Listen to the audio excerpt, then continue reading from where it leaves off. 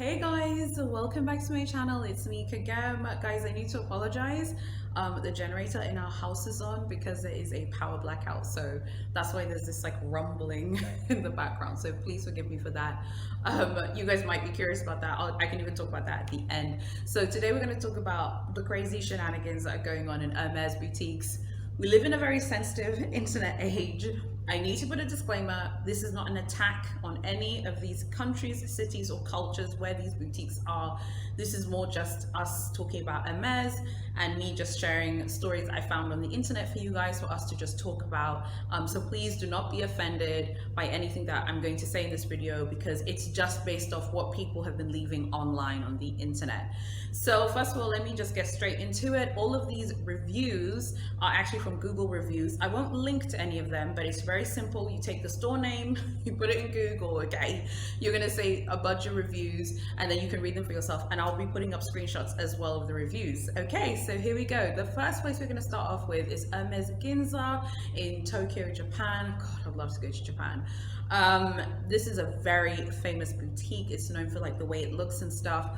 A few reviews were nice and all that, but there were some bad reviews. This review that I'm going to put up on the screen right now, to me, it was actually quite shocking. Like, I was clutching my pearls when I was reading this story. So you can read the full review because I'll put it on the screen. But I just wanted to give a summary of what happened to this client. So this client is a foreigner, but she understands Japanese, and she says hello to the sales associate. She's being really nice and friendly, and the sales associate is just not having it. Maybe this woman had a bad day, and then the sales associate in Japanese tells another sales associate something that the client didn't say. You can read it in the review.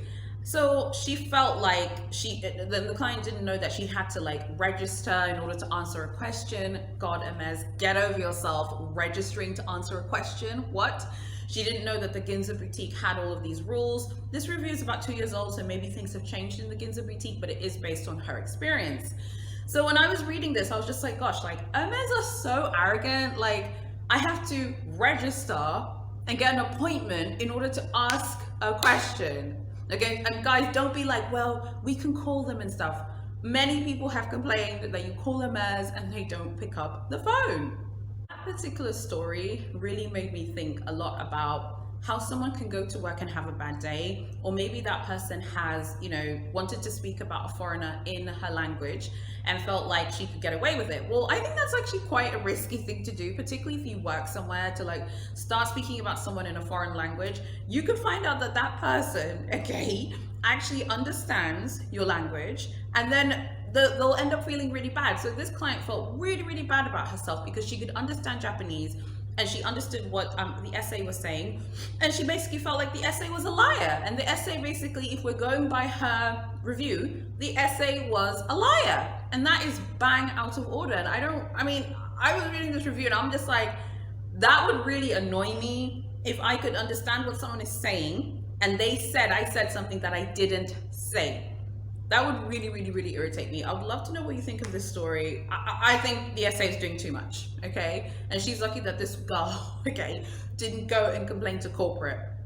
I want to be clear about something.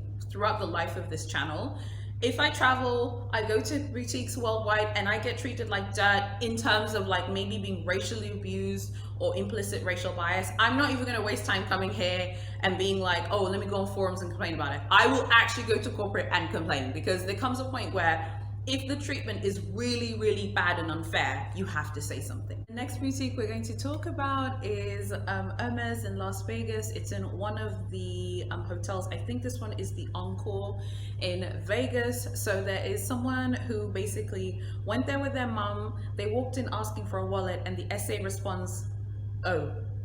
And then literally the moment that she knew they just wanted to purchase a wallet, the SA just lost interest, was like doing things with other people, was with other like employees, and completely had no interest in serving them. I think this is definitely like a huge issue in a lot of like luxury boutiques and stuff, because people do feel like, okay, well, I'm not going there to spend a lot of money. So then they end up, kind of getting ignored. I feel like in a very like tourist heavy location like Vegas, they're used to seeing people with, flush with casino money coming in asking for bags or whatever. You'd think in a situation like that the person would, be maybe a bit warmer, a bit friendlier, not as harsh, but being like, oh, if you're like, oh, I want to buy something, and you're like, oh, that person's probably just thinking about their commission and their targets, and then they just like lost interest.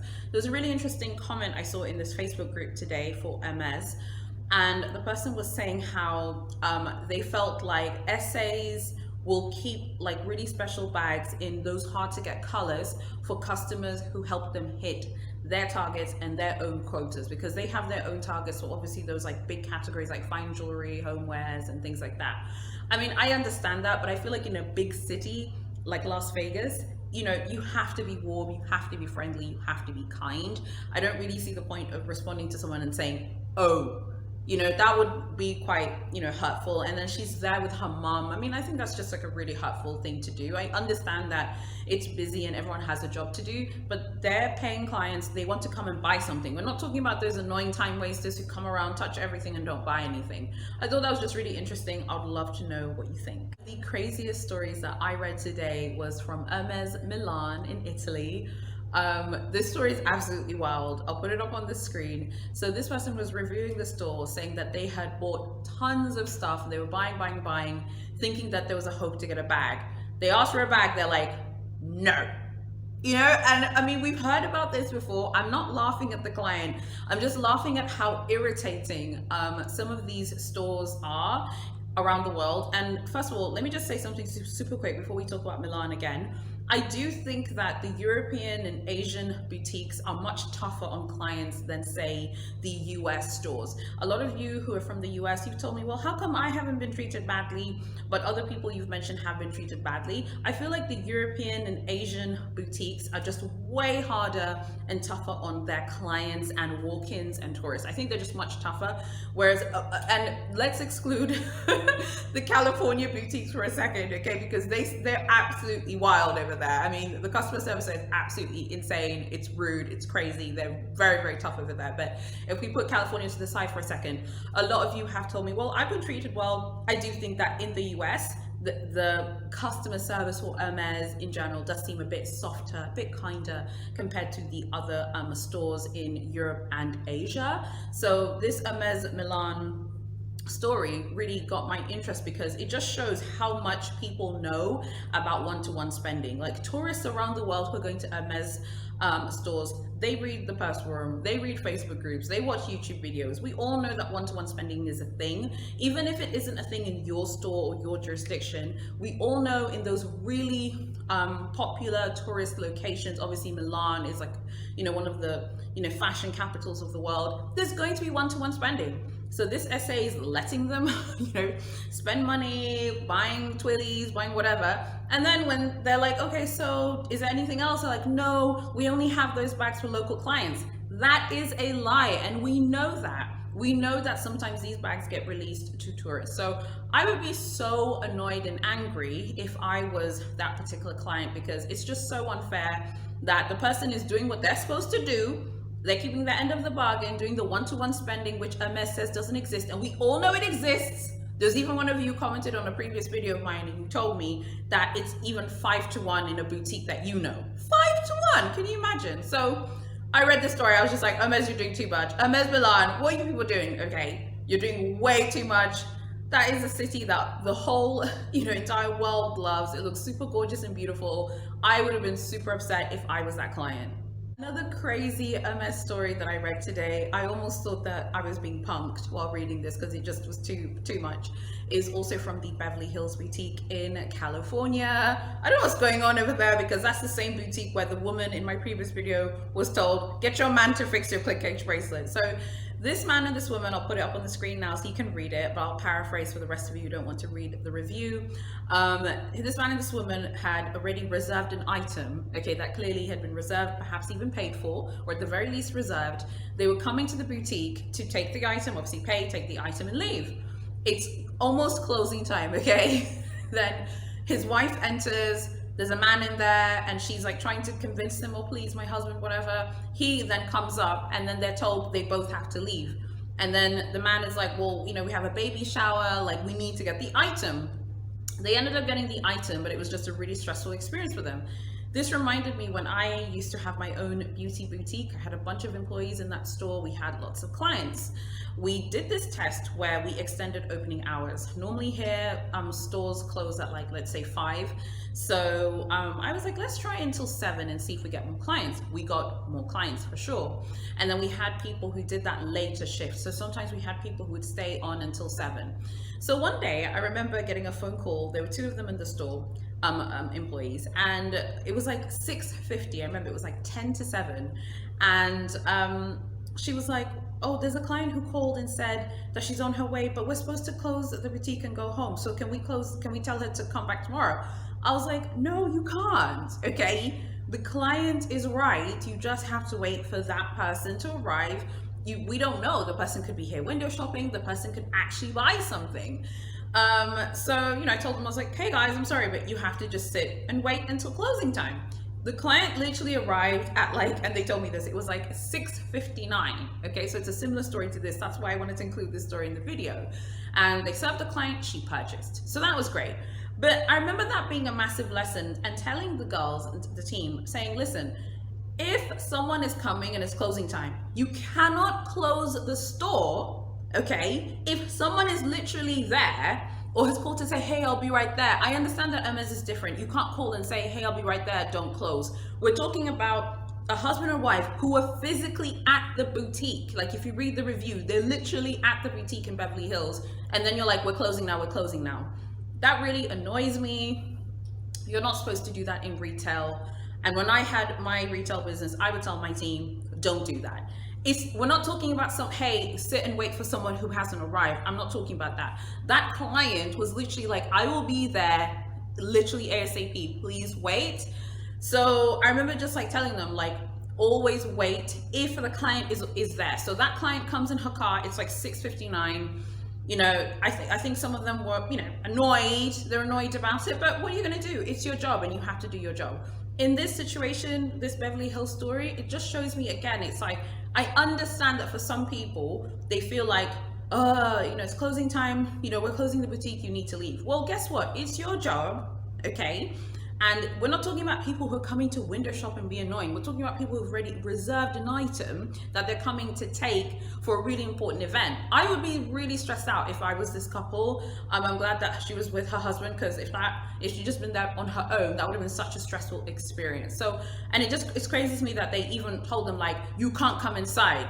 I can't come inside and get an item that I have reserved. What? Final story is out of London town. The Hermes New Bond Street boutique. Lots of crazy shenanigans going on in this store, okay? But this one was just too much. So someone went there, and I think that they had purchased a scarf and it had a stain on it. And then they took the scarf, like, hey, like, can I get this cleaned or whatever?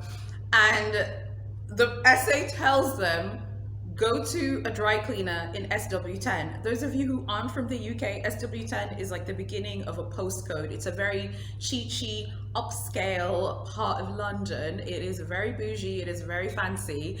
And they're literally telling them, go to SW10, okay, and find a dry cleaner there. They're not even telling them which dry cleaner to go to. You're not even giving a recommendation. First of all, you should want to clean that item. Again, they're looking and just thinking, oh, it's a scarf, who cares? Like, I can't be bothered, okay? Because I'm not getting commission on this item. I'm exhausted. Would they have said, go to a jeweler if that had been like a fine jewelry piece that was worth £15,000? I sincerely doubt that they would have told that person to basically F off and go find another option. I have to say that even for me, and I'm quite used to, crazy customer service. I've had really bad customer service experiences myself that I've never talked about, but I have to say this one was, I think, a little bit too much. And the fact that the person had come and wanted, this item, either cleaned or at least, say it nicely, and then for you to say, go to a dry cleaner in SW10. Stop, okay? Hermes just do way too much. All of these stories, though, point to something. As I said, it's not about London, Milan, Beverly Hills, or Tokyo. It's not about that. It's about the culture at Hermes. Okay, that's what I was saying. I wanted to make it clear with my disclaimer. This isn't an attack on any of those places or the cultures of those places. This is about the culture at Hermes that Hermes infuses into each and every location worldwide. Of course, there's some of you who've had great experiences, and I'm happy for you, but many people have had tough experiences. And of course, I have used two examples from the US, the Las Vegas store and the Beverly Hills boutique. Of course, there will be some of you who are American, you've had tough experiences. But in general, I have noticed like the European stories I hear from my European subscribers and my subscribers in Asia are absolutely out of control. Like we're talking out of control here. Like, hey, can I buy back and can you spend $10,000 today? That's what people in Asia and China are being told. Hey, the person in Milan, can I buy a Birkin or a Kelly? No, it's for local clients. I mean, I think that's excessive, and I haven't heard of anything like that happening in the US. If it's happened to you, please let me know. So I wanted to share these stories because I just think they're really interesting and they're obviously fun for us to react to and talk about. Let's be honest here. If I was just sitting here talking about all the great, fantastic experiences people have had at Hermes, I'd get comments like, "Go, please." Okay, those people are unicorns. In fact, one of my subscribers, Princess, you wrote a great comment. Someone had commented on the Hermes video about boutiques, saying that they had walked into London, one of the London stores, and they were offered a quota bag. And Princess responded, and I agree with her, that Hermes allows some of these unicorn experiences to happen in order to get everyone thinking that they can get a bag without purchase history, but then they realize they have to spend money. And I agree with that. In general, I do agree that purchase history, the whole purchase history thing and moving forward, they're probably going to be decreasing that as time goes on. But as you can see from some of these reviews, if you're not spending money in the right categories, the essay is tired. Okay? If you're coming like the client in the Ginza boutique in Tokyo to ask a question, they're tired, okay? They don't want you to be asking questions. They want you to spend money in the right categories. Of course, there's some of you who have great experiences with your essays and you're lucky, but I have just read so many horror stories like on Facebook, in these Google reviews, of people being treated absolutely insane. There's a kind of thing as well that's happening in a lot of the boutiques in Europe. A lot of clients of Asian descent are complaining and saying that a lot of the boutiques, particularly the ones in Italy, like Rome and Milan, that they feel like they're being racially profiled and they're not being offered quota bags because they're Asian. I want to be very clear about something. That doesn't sound far-fetched to me at all. Remember what Hermes did to Oprah? Remember the shenanigans that happened to her? And she had an internationally syndicated TV show, okay? And she had them on it.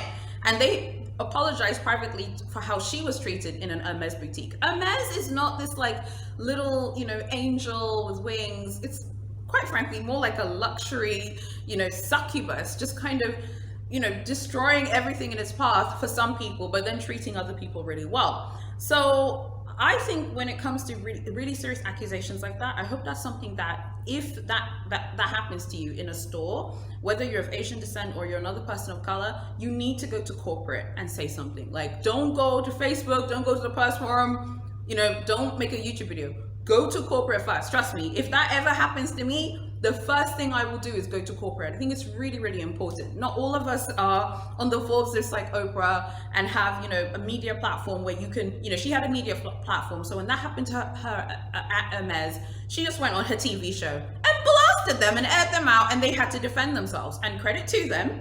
Okay, I don't feel like Chanel would have put, their people on there, but she was super powerful, and her TV show at the time was just so massive. It would have been a PR nightmare for them at the time.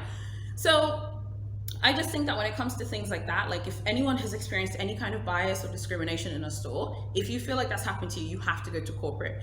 Don't let it go. I've had experiences too that happened to me when I was much younger, and sometimes you weigh up the situation whether you think it's worth your time or not. But I think the amount of money that people are spending at Hermes, whether someone's spending 10,000 euros or spending 200,000 euros, any kind of feeling of bias or racism or discrimination, if you think that's happened to you, you have to go to corporate and deal with it head on. Don't have a horrific experience and then come here or go on Facebook complaining about it, because the more time that goes on, you can't really go to corporate and complain about it. Like if something happens, you need to go straight away. So I was quite shocked by the Rome boutiques and the Hermes Milan boutiques. A lot of people were complaining and saying that if you're of Asian descent, they won't sell you a quota bag because there's a lot of implicit bias. That is wrong. And that is horrific. And I really hope that Hermes, if Hermes are aware of this, they need to do something about it.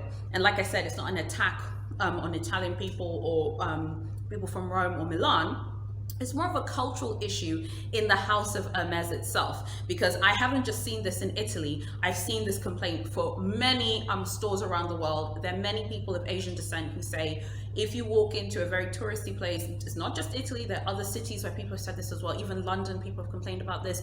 Even the Parisian boutiques, people have complained. So if people are feeling like this is happening, I hope Hermes will do something, because that is not cool and that is bang out of order. Today is the final video that I have done for the whole week. It's been really interesting posting videos every day this week. It was more of like an experiment, and also I had so much content to give you guys, because obviously we had the Virgil news. By the way, Kanye is launching his new album Donda. If you guys have seen his post on Instagram, like go see his first post on Instagram, because he's posted a bunch of pics.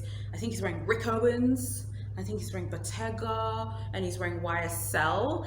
And there's some luxury theorists on Twitter who made the connection. I'm like, you know, YSL and Bottega are owned by Kering. Thoughts? Virgil is obviously now a top dog at LVMH. Why no Louis Vuitton? What do we think about that? Just putting it out there. I just want to know what you guys think, because I was like, ooh, I was kind of feeling the same way. I think the catwalk shows that happened, I think he went to the Balenciaga show, like Demna's show, but I don't think he went to the other Louis Vuitton catwalk shows that happened, because I think it was like early on in July when they like a few shows. He was there in Paris like with a mask on, but he didn't. I don't think he went to Virgil's show. I couldn't find any proof that he did. I would love to know what you guys think about that, because I was like, ooh, theories. How does Ye feel about Virgil's, you know, new promotion? As I said in my other videos, Ye wants a check, okay? He wants a check. You guys, you know this. We all know this. A few of you were reacting in my comment section, like, oh my God, you know, just like rolling your eyes, like, yeah, he probably does want a check. Well, you're not gonna get a check, but anyway. His fashions look very cool. The Rick Owens, Bottega, YSL for men, all of that stuff is great. And yeah, I just thought it was really interesting that he's wearing, I don't know which brand, I don't know which holding company owns Rick Owens, but Saint Laurent Bottega obviously owned by Kering. I just thought that was very interesting, because Kering is the arch rival of LVMH. Thoughts? Kanye never does anything randomly. Everything is done in a calculated way. I'd love to know what you guys think, and I want to say thank you so much to everyone who's watched my videos and has supported in Premier chats, comments, likes. Thank you so much. Please make sure you're subscribed and hit notifications.